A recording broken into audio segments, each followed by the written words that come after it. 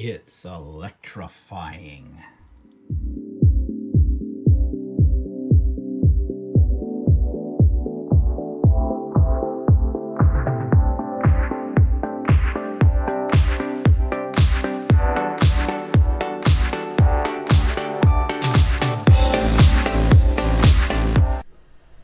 Good morning, everybody. It's Monday, May the 21st, and it's time for my weekly vlog. It's Stephen here for Bland Designs. And so let's just get right into what I've been working on. Another quilt. Yeah, you saw it last week. I'm not showing it to you right now because, to be honest with you, right now I'm very frustrated with it. I've got the quilting all finished, and I made the binding, and I got the binding on, and then I had the devil of a time trying to get the two pieces of the binding to join together. I don't know what it is, but every time I go to do that, I screw it up somehow, and I screwed it up majorly this time. Tried to sew in a piece because I got it too short.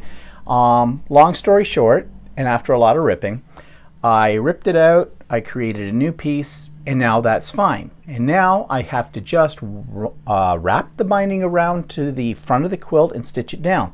Sounds easy, doesn't it? Well, it is a very small piece. And with the quilting and everything in there, the batting makes it very thick. And I started sewing it down, and I was just going crooked everywhere. And I decided to stop, rip that all back out. And after I finished my vlog this morning, I'm going to go back into my sewing room and I'm going to nail that sucker. I'm going to get this right. I can't move on to another project until I get this one right. And what else have I been working on? Well, I have been working on what I call a canvas shadow box, and I started videotaping this as I was doing it, and I'm really not happy with where it's going. And so I put it aside for a few days. That often happens when you put something aside, your mind is just too muddled. Come back to it with new eyes. And I am coming back to it with new eyes. I'm changing the color scheme. I'm going to start over, not completely from scratch, but I'm going down a different road with this. I'll be videotaping each stage of that process, and eventually it will be up.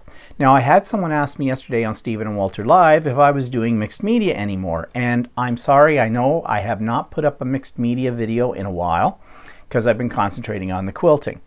I will get back to doing some more mixed media things. I've got a few ideas in the back of my head, and that's really the whole problem. I have too many ideas in the back of my head. I have too many projects to the point where I get overwhelmed and I don't start anything. There just doesn't seem to be enough hours in the day. Busy. And that's what it's like when you're retired. Okay? And I think that's a good thing. Keeps you going as well. So any of you out there that are newly retired or are thinking of retiring, one word of advice: don't sit back and just watch TV all day long because you're going to die. It's simple as that. Get out there and do some things, challenge yourself. And yes, at times it's going to seem overwhelming, but you want to know something? I think that's a better alternative than feeling like you have no energy, you don't want to do anything, kill me now, I'm dead. Just saying. Okay. Moving on, YouTube channel of the week is one that's located in the UK.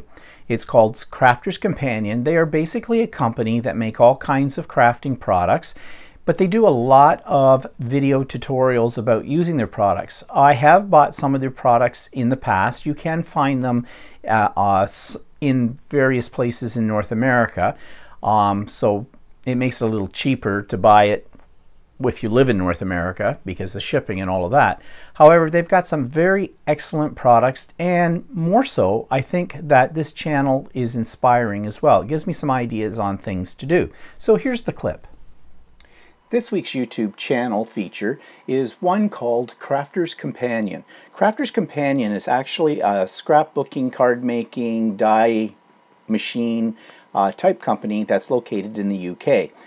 They have a television station, or at least come on some of the home shopping channels in the UK as well. But you can watch a lot of these videos right on their YouTube channel. Now, the reason I like this particular site is because they show products that are unique to this company. Yes, you probably would have to order them from them in the UK, although there are some places in the United States and even Canada, if you do a search, where you might be able to find a particular product that they manufacture being distributed by a scrapbook company here in North America. The other thing I like about this particular channel, however, is all the different ideas. Especially if you're a card maker, you're really going to like it because they center a lot of their dies and their techniques and their products around card making. So that's Crafter's Companion. Check it out. So check that out. And now let's see, persons of interest this week. Again, I don't have anyone, but one of the people that's a regular on Stephen and Walter Live has said she's going to send me a short video about the town she lives in, and I'm looking forward to receiving that. And once I get that, I am going to put it up here. And again, I make this appeal every week. I know people are busy. I know everybody has great intentions about doing things, but we never get around to them. But please, send me something about yourself. It doesn't have to be elaborate. It doesn't have to be long. A short little email, a short little video, whatever, about whatever. And I'd love to post it here on my vlog. Okay, so what else? My resources for this week, as usual, are in the notes below. You will notice there are two listings for Idiot Quilter, episode 9, which is about my creation of my giant cutting and pressing board, which, by the way, has worked out really well. I'm really glad I made the effort to do this. And some of the new things I've bought that are related to quilting as well. The Crafter's Companion YouTube channel is listed below, and the book I'm going to talk about in a few minutes is also listed below, the link for that. So do check out those links. So that brings me to what's pissing me off this week. Well, let's back up a step and talk about this past weekend. This is Monday, May the 21st. This is actually a holiday here in Canada. It's known as the Victoria Day weekend. It celebrates what was created originally to observe the birthday of Queen Victoria. We are a member of the Commonwealth. We were a part of the British Empire at one time, and we have British roots. So we still celebrate Victoria Day, and last night I could hear them somewhere in the neighborhood shooting off fireworks because it's Firecracker Day as well. That's what we used to call it when I was a kid, Firecracker Day. But anyways, interesting weekend. So this is the holiday Monday as I record this, and you know, we look forward to having a long weekend when you're working, especially. It's a long weekend every weekend now that both Walter and I are retired. So not as thrilling. But I do remember the fact when I was teaching, you know, building up to the long weekend in May, because for a couple of reasons. One, it's always great to have a long weekend. And two, once we went back to school, we knew summer was in sight. The kids knew, we could taste it. It was close, the year end of school. It's also the unofficial beginning of the summer season. Now, summer technically does not start in Canada until June the 21st. But we have such a short summer that we'll move that date closer all the time so that we can enjoy the nice weather. Now, unfortunately, on Saturday, it was not nice weather. It was kind of damp, a little bit on the cool side for this time of the year, in around 12 degrees, 11 degrees C. And it was raining most of the day. And of course, we were going off to art in the park. And I'm going to talk a little bit more about that in a moment. But what I'm leading up to here about what's pissing me off is not so much something I'm pissed off with, it's an observation that I make. You know, as kids, when we got a long weekend, I mean a holiday away from school, we couldn't wait. We'd count down the days to that. And why? Because it meant more time to play. More time to get outside, to do things, to play. Those were in the days before videos, when I'm talking about, before we had, you know, video games and computers and things like that. So we kind of had to go outside and play. And we did. And we used our imaginations and did all kinds of things. We played, you know, cowboys and Indians. Oops, not politically correct. Cowboys and First Nations people. I don't know. We called it cowboys and Indians.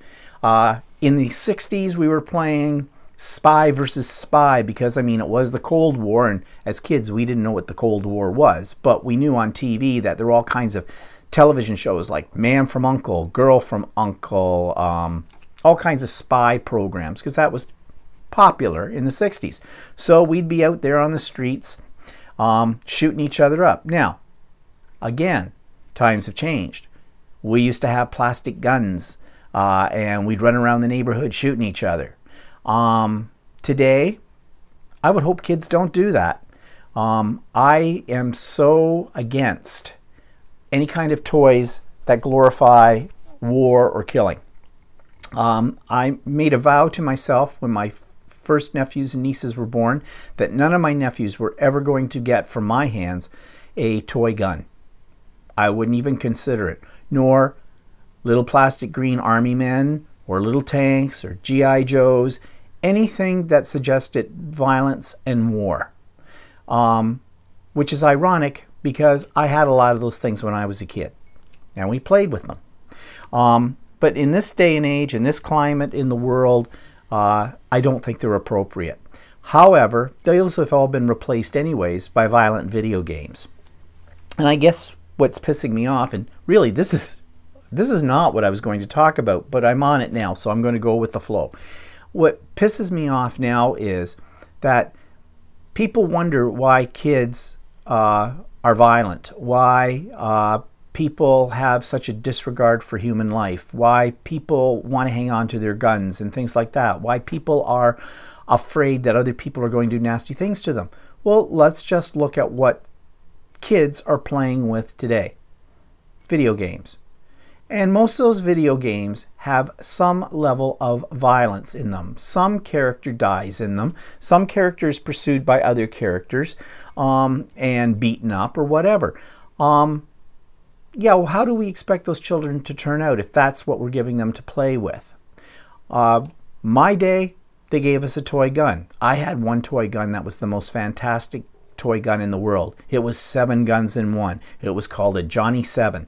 It had a grenade launcher. It shot little plastic bullets. It had a pull-out pistol in it. It did all kinds of different things. It was fantastic. I loved that toy.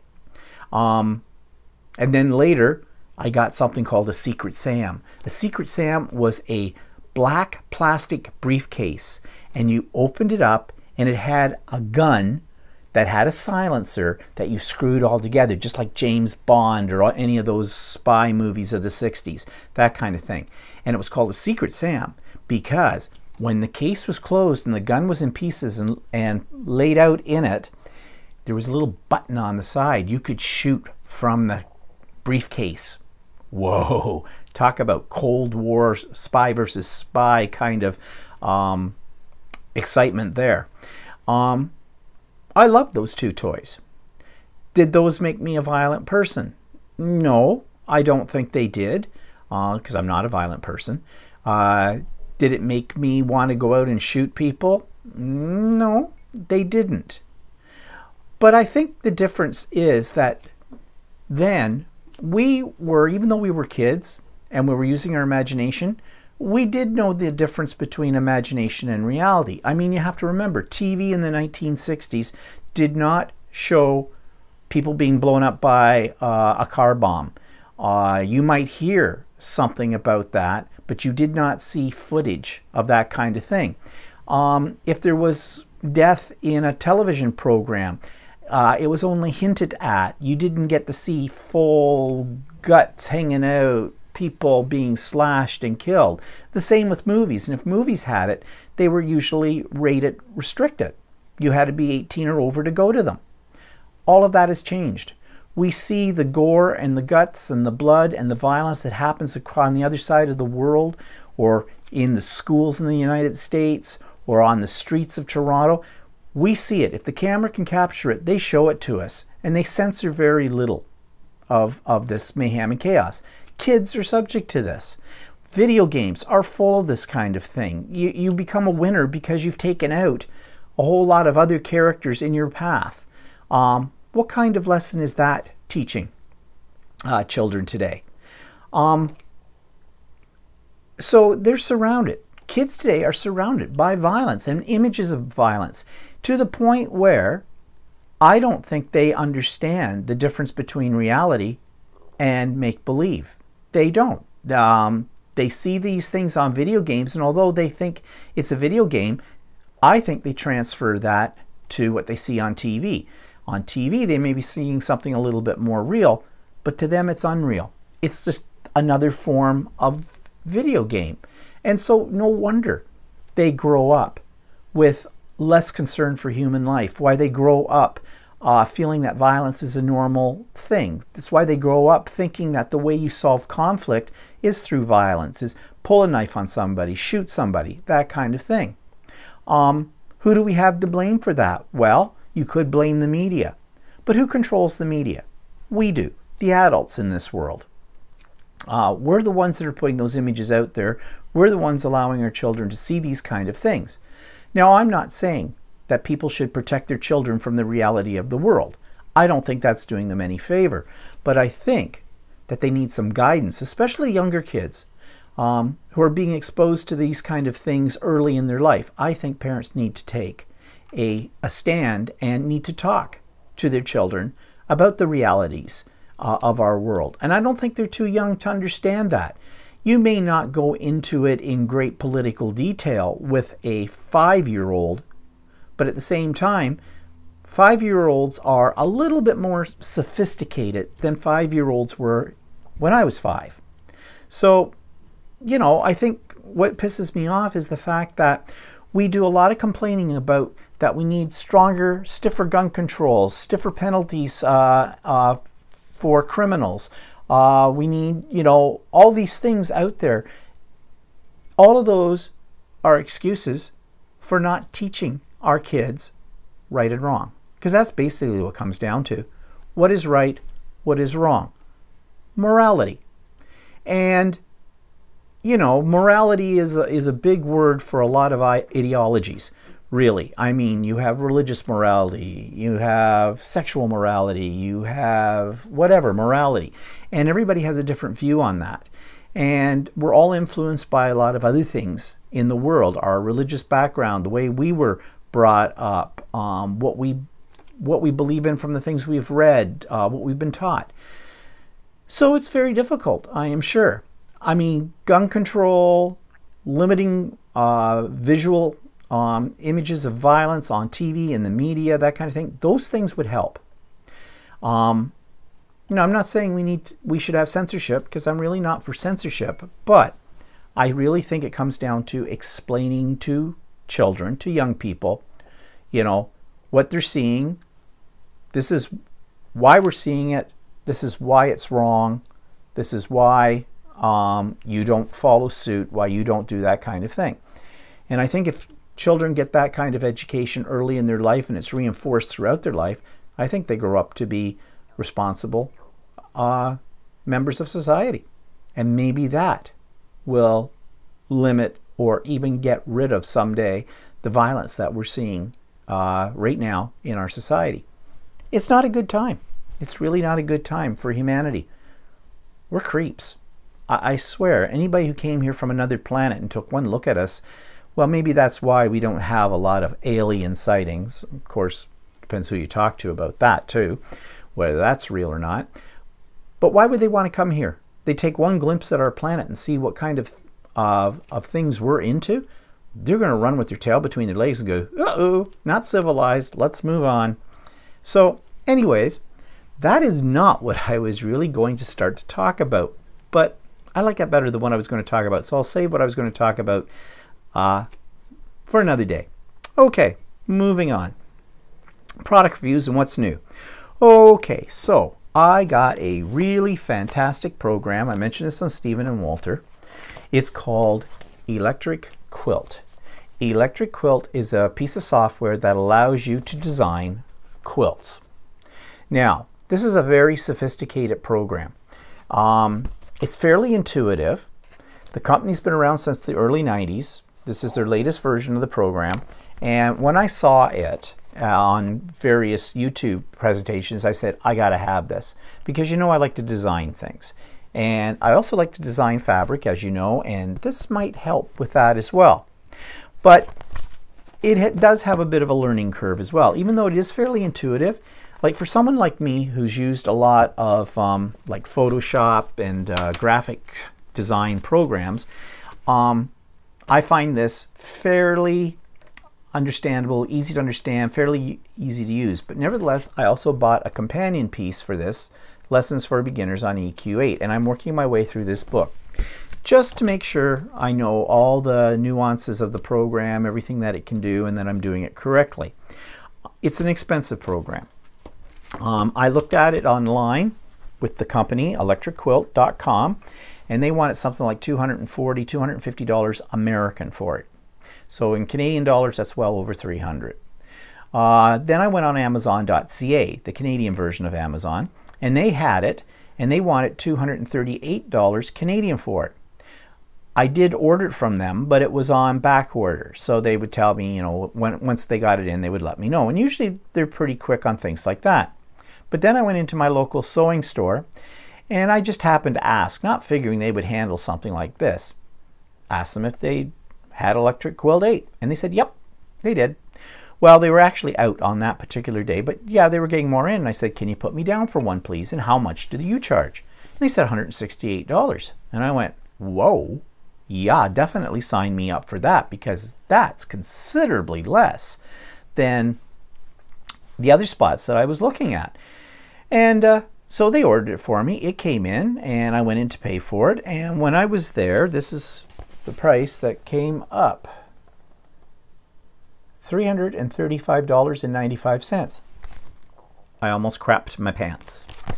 That's a far cry from $168. So I said to the owner of the store, she was checking me out, I said, you know, wow, that's a lot of money. I was quoted a different price. And she said, well, how much were you quoted? And I told her $168. And she says, looks kind of puzzled at that. And she says, just give me a second. So she went to another part of the store, and I think she talked to the employee that had given me that price. And she came back, and by then I was already prepared. I thought, okay, fine, there was a mistake. I thought it was too good to be true, but I will pay the $335.95 for it because I want this program and I want it in the worst way. She came back and she said, yeah, that price is wrong, but she said, I'll give it to you for $268, which is $100 more than they quoted, but it was less than the other. And I said, that's great, I'll take it. You know, she didn't have to do that. She could have stuck to her guns and said, no, that's the price, sorry. But she didn't, and that's good PR, because I'm a regular customer, and she knows that. And so, you know, she probably took a little bit of a loss on it. But nevertheless, in my way of thinking, I thought that was very generous. So that's what I got it for. I think in hindsight, looking at it now, I think what happened was you can buy an upgrade. If you already own Electric Quilt 7, you can upgrade to Electric Quilt 8. And usually when you upgrade from one program to a newer version of the program, the price is a little bit cheaper than buying a full program. So she may have been quoting me, not thinking, you know, that the price was the price for the upgrade. But anyways, I didn't have any other versions of this, so I now own Electric Quilt 8. And I'm learning it, and I'm looking forward to, I can actually import into it my own custom fabrics and use those in part of the designs. So I think that's one of the things that really sold me on this program. So anyways, I'll be using that once I learn it. What else did I buy? Well, this weekend, since it was a bit of a washout, and I'll tell you a little bit about what we did. Every year there's a small town called Warkworth, and I mentioned this in last week's vlog, that's about an hour away from us, a little bit more than an hour east of us, and they have Art in the Park. Now, Art in the Park is not that spectacular. The term, we sometimes call it fart in the park, but Art in the Park is local artisans selling their wares, you know, pottery, some paintings, some, you know, interesting crafty things, lots of jewelry. There aren't a lot of vendors there. I'd say there's probably maybe a dozen to, you know, no more than probably 20, if even that number. It doesn't take long to look through what they've got, like 5 minutes. It takes longer to drive down there than the time it takes to spend there. But there is usually a booth down there for a local company that makes these gourmet shortbread cookies, and they're delicious. And they make them in all kinds of flavors, and we were eating them yesterday on Stephen and Walter Live, and I talked more about them there, so I'm not going to get into that. So usually when we go down to Art in the Park, that's the only thing we buy is we load up on these cookies. And we did. So we were going to go to a city called Peterborough, which is kind of northeast of Warkworth. But there's not a lot in Peterborough either, okay? You know, Canada is still in some ways, a very rural country. I mean, you have Toronto. It's the biggest city in Canada. And that's it in Ontario. I mean, we have lots of other smaller cities like Kingston, Ottawa, London. But really, they're not huge. They're not huge. And then, you know, our next really large cities are either in Quebec, like Montreal, or Vancouver, out in BC. Everything else is a little bit country out here, okay? So, Peterborough, I want to go because there was listed a couple of stores that looked like they might be quilting shops, but the weather was kind of miserable. It wasn't that nice. So instead, we decided to make our way back home, but on our way home is a place called Port Hope, another little tiny town. Very quaint, very cute. And it had a quilting store there called Cozy Quilt. And we thought, well, I'll pop in there. Well, it was a nice little store. The owner of it was extremely nice, very friendly, and I did buy a few things there. I saw these pre-cuts. There are 40 10 by 10 pieces of fabric in here, and these are batiks. And I just loved the colors that were in it. And not bad price, $59. Okay, so that's reasonable, I think. And I also bought a strip pack, 2.5-inch strips. There's 20 of them. And I thought these would go very nicely with these. And what I'm going to make with these is this. Now, I did show this on the Idiot Quilter as well, but I'm going to make this quilt using these fabrics. Now, I'll have to probably get some other fabrics as well to finish the quilt, like for the backing and that kind of thing. And it does have all the requirements on the back, what you need. And it's got different sizes, lap, twin, queen, and king. I don't think I can handle a queen size one yet, although I am kind of debating whether I will do a queen size because we're in the process of redecorating our bedroom. And I think these colors would look really good with the color of paint that Walter's picked out to put on the walls. The bed is a queen size, so I don't know. I'm debating. I might attempt a queen size quilt. The only reason I haven't yet is because of the quilting. That's a big quilt to force under your domestic home machine to quilt. It can be done. It can be done. So I don't know. Maybe I should give this a try because these are beautiful fabrics as well. I don't want to muck them up either. So anyways, I got those at that store. That lady was telling me about her classes. She had a beautiful quilt on the wall as well. Fairly complicated quilt. She does do a class with that, but I looked up the class for it. It's a 4-day class, all day, 4 days. She charges $300 for the class, which I don't know if that's reasonable or not. I'm used to paying like $55 for 4 classes at Ultimate Sewing.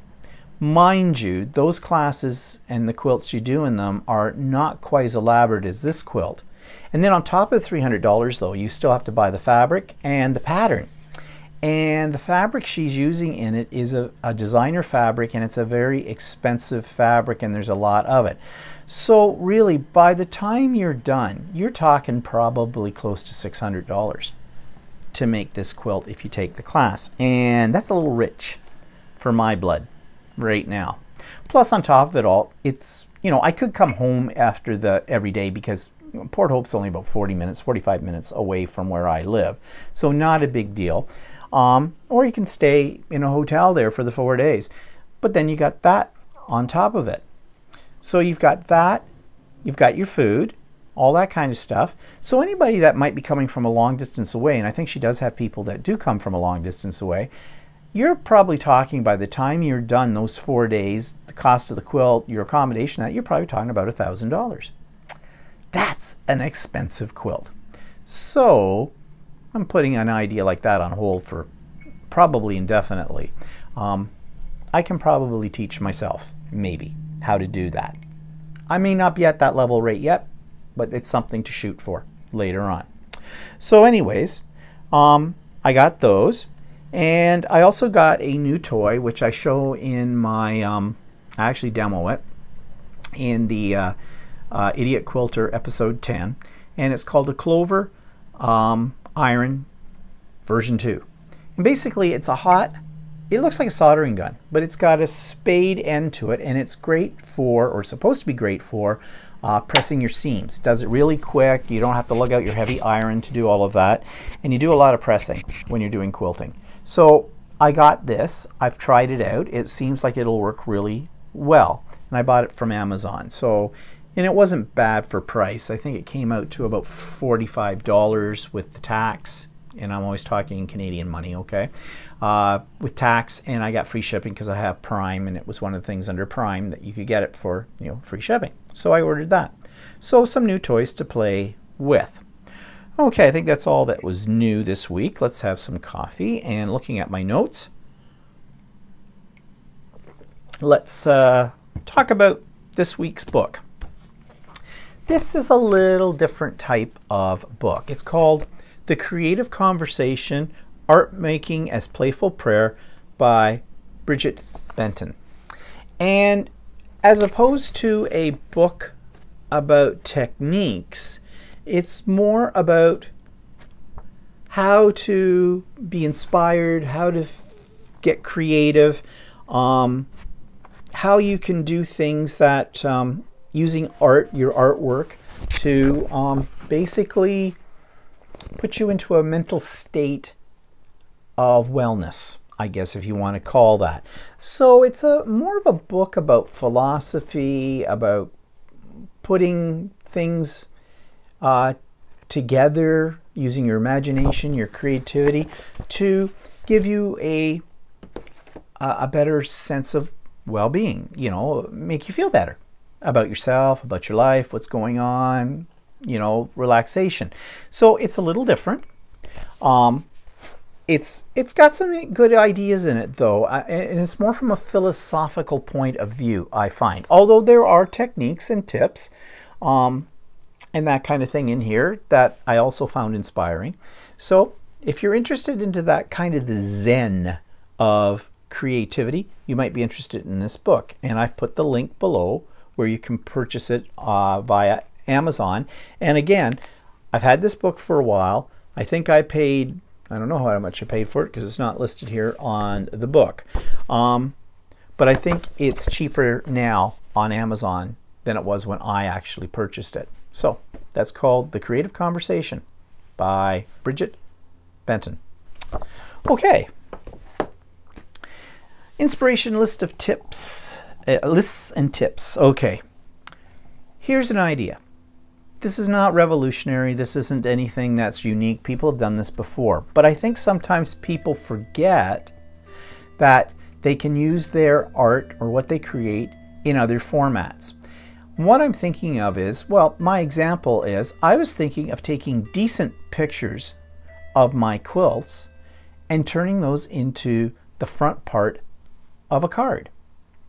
So you've seen what I've done with my art journal pages and things like that, and use those as the fronts of cards. Well, why can't I do that with my quilts? Not only that, but you don't have to have an entire picture of whatever you're taking the picture of. For example, if you've got a piece of abstract art that you've done, you don't have to put the whole piece on as the front of a card. You can just select a small area of it that you find interesting. Shape that into the size that you need for the front of a card and do that. You can get a lot of different cards out of a single piece of art by doing this kind of thing. Not only that, everybody takes pictures. Everybody's got a cell phone. why not take a look through your pictures that you have on your cell phone and take some of the more interesting ones, ones that maybe have landscapes or of objects or whatever, and create cards out of those.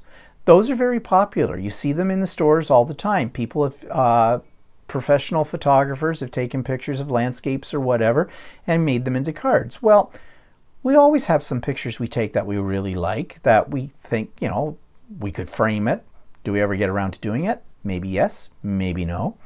But rather than frame it, why not make it into a card? It's less intimidating. You can make a stack of these whenever you need them.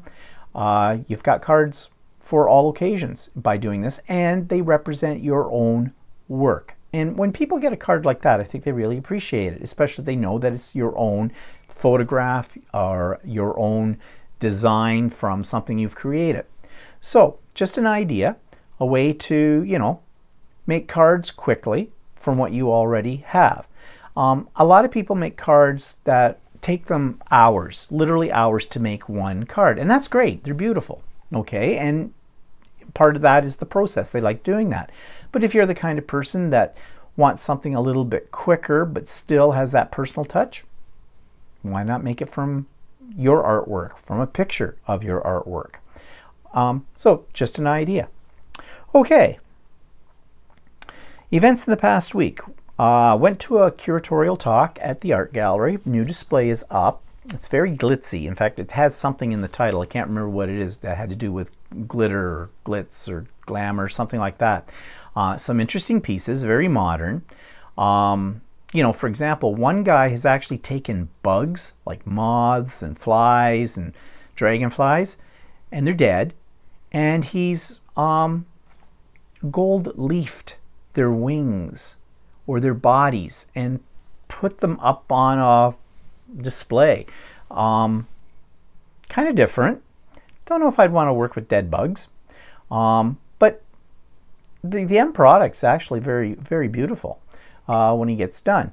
But there's a lot of different things in this. Now, somebody asked me back about a week or so ago on Stephen Walter Live if I could do a video of the art gallery that I hang out in.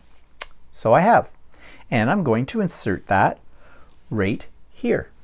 So this is the Robert McLaughlin Gallery, RMG, that you've heard me mention before. In this particular part of the gallery, it's called the Permanent Collection, and the works that are in here are usually changed once a year, and they come from the Permanent Collection, which holds over 4,600 separate pieces of art. This is also a huge space where RMG Fridays are held once a month. Usually it's set up with chairs in this part, and the entertainers perform up here.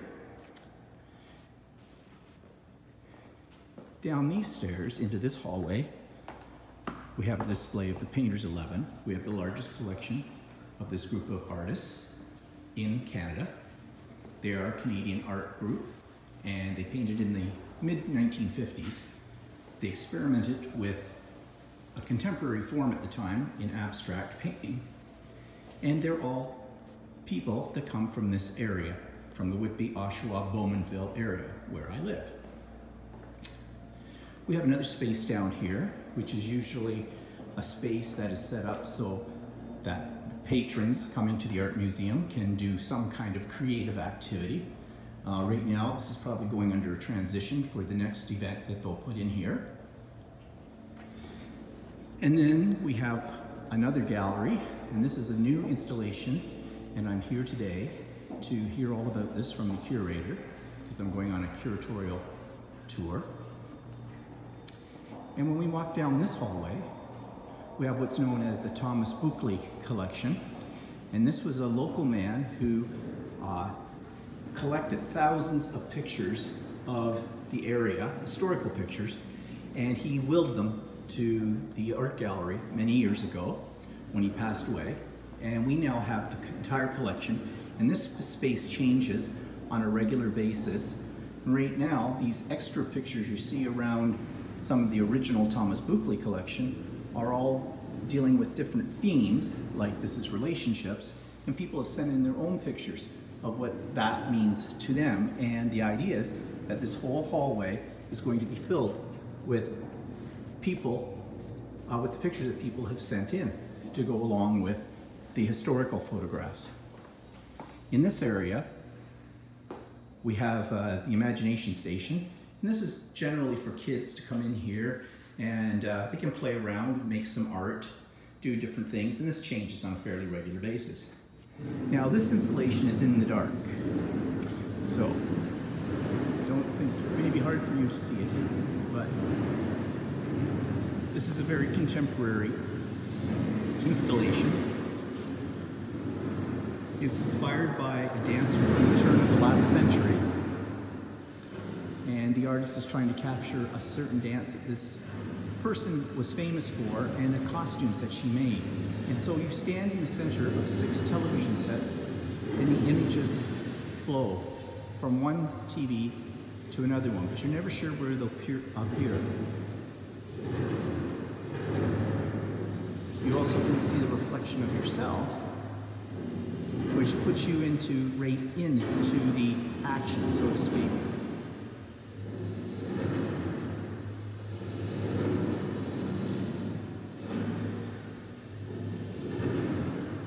So we're going to take a little walk out of the dark here and into the main foyer of the art gallery.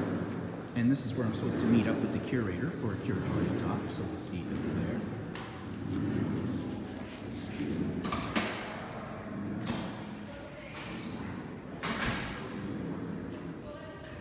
And so this is the foyer, and it leads in the other galleries. Hello, Joanne. I'm good. How are you? And this is part of the installation I just showed you a moment ago upstairs. This is the second half of it downstairs. And this is what we're being given the talk about today. So now you've had a nutshell tour of the Robert McLaughlin Gallery. Okay, so now you know what I speak of. When I mention the Robert McLaughlin Gallery, the art gallery, that's what I'm talking about. It's a nice gallery. It really is. What else happened this week? Oh, I was supposed to have a sewing class. First one in a series about using my sewing machine. Yeah, I got a phone call. Apparently I was the only one that signed up for that class, so they were canceling it. So they said, you know, we can give you a credit for that class, and the instructor of the class has offered to give you 1 hour of one-on-one with her to answer any questions you might have about the machine, which I thought was very, very nice. However, if I have any questions, I usually just, when I'm in the store, I ask them there, because I bought the machine in the store and they told me I have lifetime access to them in terms of anything that I need to know about the machine. I also have a booklet that came with the machine, which I really need to sit down and study a little bit more. But, you know, I've mentioned it before, I don't read documentation. You know, it's on a need-to-know basis. But anyways, I thought it was very nice that they made the offer to do that for me. I was a little disappointed because I was looking forward to the class. But anyways, my next class starts in another week's time, a week from this Tuesday, and that one's about using my serger. And I'm assuming that class is going to go through because I've not got a phone call telling me that one's been canceled. Good, because that one I would be really upset about having it canceled, because I really don't know much about my serger. I've got it all cleaned up. I had it all serviced. It's all ready to go. And I want to know how to use it and use it properly. So that's my next class that's coming up. And as I said, it doesn't start for about a week from this Tuesday. So what else is coming up? Nothing. No real excitement this week that I can think of, but who knows? That means the week is just full of possibilities. You never know what could happen. So I guess that's it for today. Thank you for joining me, and I promise I will get more videos up about mixed media. Sorry about all the quilting stuff, but when I get obsessed, I get obsessed. I'm like that. So anyways, I hope you have a great week. Tune in for Stephen and Walter Live next Sunday at 4 o'clock Eastern Standard Time, and do check out the Idiot Quilter as well if you get a chance. And if there's anything you want me to discuss, talk about, review, Send your suggestions along to me. Put them in the comments below or send me an email. My email address is at the end of all the videos. And I'd be more than happy to answer your questions or to do something on the vlog or on Stephen Wolter Live that pertains to whatever you want to know. And if I don't have the answer to that, I'll make it up. Okay, have a good week. Bye-bye.